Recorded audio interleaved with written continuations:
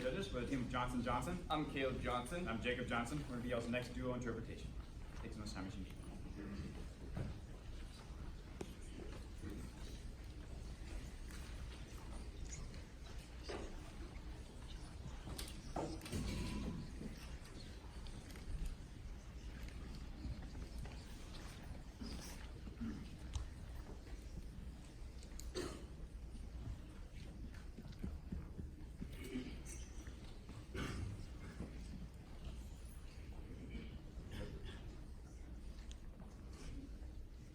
As far back as I can remember, I wanted to fly an airplane.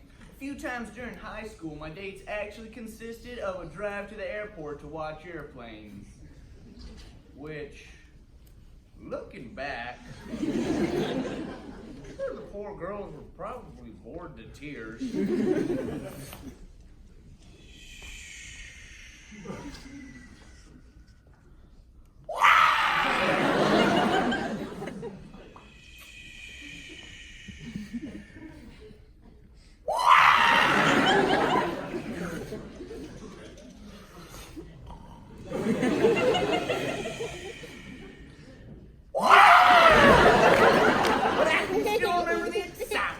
One of those big birds came in for a landing. The lights blinking, engine whining, strobe lights flashing. Wow! It all seemed bigger than life. Have you ever found yourself in a situation where you're flying along in life, scared to death, and confused as a chameleon in a bag of Skittles? What do you do in these situations? Freeze up, give up, throw up. My personal favorite, blame it on somebody with the same name as you and book a flight on the fastest yeehaw out of there. We think you should do none of these things. So buckle up and enjoy this true story illustrating how important it is to pay attention and don't give in things that just don't seem quite right. Moses was a basket case. Written by J.J. Jasper. After moving to Tupelo, Mississippi, I decided it was time. I was going to get my pilot's license. I paid a visit to the Fixed Base Operation, or FBO, of a local airport. An FBO is like a full-service gas station for airplanes. Along with fuel, they provide aircraft rental and flight instruction. After introducing myself to the clerk at the front desk, I inquired about learning how to fly.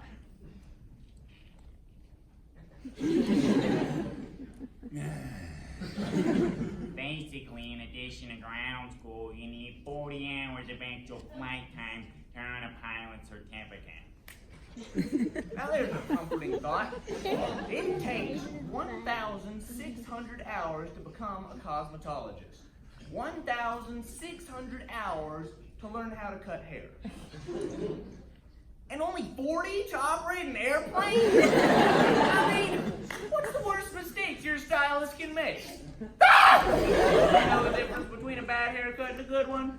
About 2 weeks. Hey, your hair will grow back. But a pilot in command of an aircraft zooming across your sky after only 40 hours? Now that's scary. After discussing the requirements, they introduced me to an instructor and invited me to come back when I was ready to begin. Couple of weeks passed, I'd scraped some money together, and I showed up one Saturday morning for my very first flying lesson. Actually, this will be my very first flight in a small airplane. I've only flown a couple times as a passenger in a commercial jet. The instructor I met earlier wasn't there, but the person at the counter pointed out several instructors and asked,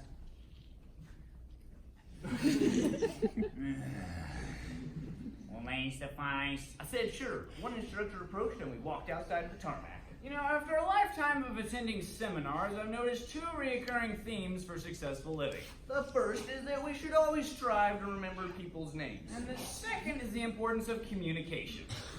Well, a terrible breakdown in communication occurred right then and there. See, I was completely oblivious at the time, but the instructor assumed I was a student with 20 or 30 hours. But I'd literally never seen a small airplane up close. I should have been alarmed when after a pre-flight walk-around inspection of the airplane, he told me to get in on the driver's side.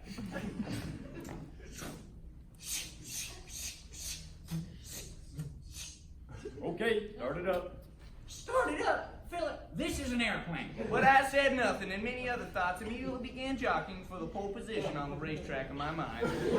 They sure are serious about getting your money's worth of these flying lessons. I guess if you're gonna get your license in only 40 hours, it has to be an accelerated program. It sure is happening quickly. This just doesn't feel quite right. Then again, who am I to argue? He's a teacher and I'm a pupil. He's a veteran and I'm a rookie. So surely he knows what he's doing. Those few moments seemed like a short lifetime. Ever notice how relative time is? A couple of minutes means different things to different people. It depends on which side of the bathroom door you're on.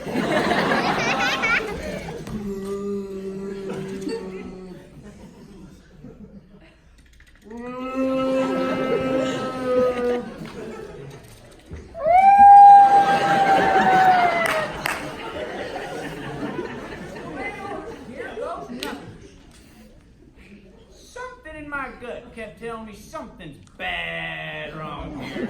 But this old Kentucky boy is just dumb enough to twist the key and start the airplane. It roared to life and with the propeller spinning wildly started lunging forward. Brakes! Brakes! I looked down at the floorboard and there were 2 pedals. So I just started stomping. Again, a myriad of thoughts flooded my mind. Shouldn't we have watched a film? Look at some stars or at some kind of crazy. Okay, taxi to the runway. Taxi? What's taxi? Taxi to the runway and do what? He's on the runway and pop the clutch. Maybe I should say something. Here to the runway, the instructor asked me to do a run-up. Of course, as a pilot, I now know what this expression means. But at the time, I didn't have a clue. I must have had that proverbial calf staring at a new gate expression on my face. Because he said something about me probably being nervous and he'd just do it for me to save some time. Okay, push the throttle forward. My heart was hammering at this point. My nostrils flared, my eyes wide open. The veins on my neck must have been bulging like Barney Fife's. The Le Mans instructors would have been very proud of how I was breathing. I was wide awake with all senses razor sharp. I wondered, if aviation training is this concentrated, what's Green Beret training like? How do they treat physicians on the first day of med school? Someone in a lab coat greeting with a clipboard in hand declaring, "Oh, so this is your first day. All right, go down to room 107 and get started on that yeah, just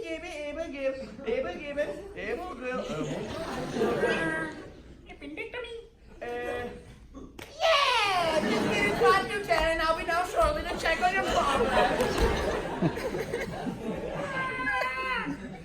Fire wallet, let's get this puppy up in the air.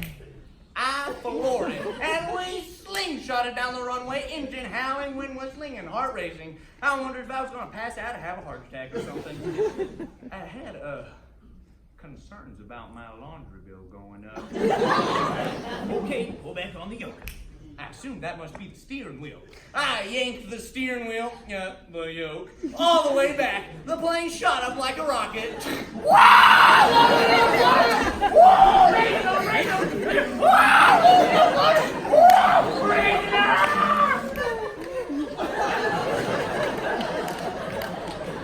This wild roller coaster action continued until we finally leveled off. There were several moments of silence.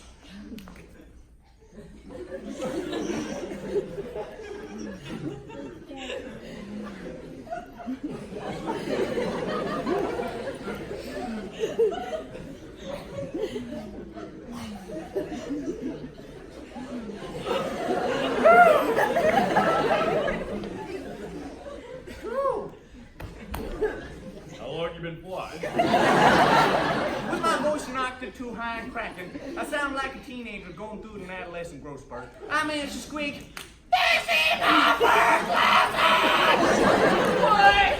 Get out of here, you gotta be kidding me. I wish I was scared enough, scared me to death! With breakneck speed in which all this had unfolded, I would not have been surprised if at some point he had reached behind the seat to retrieve a parachute and announced, Well, I'm going on outdoors. Have the fun and cool life. You didn't make it back as best you can.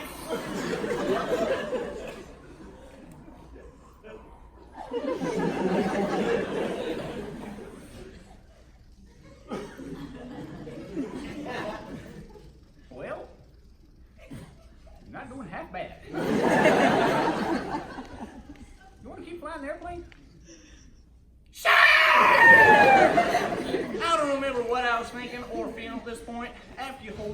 for so long, you get a little lightheaded and it takes a short-term memory.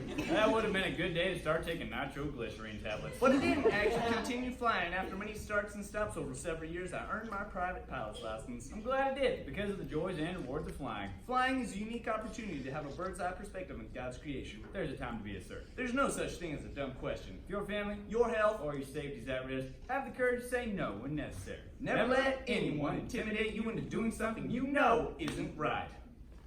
I can never remember not wanting to fly.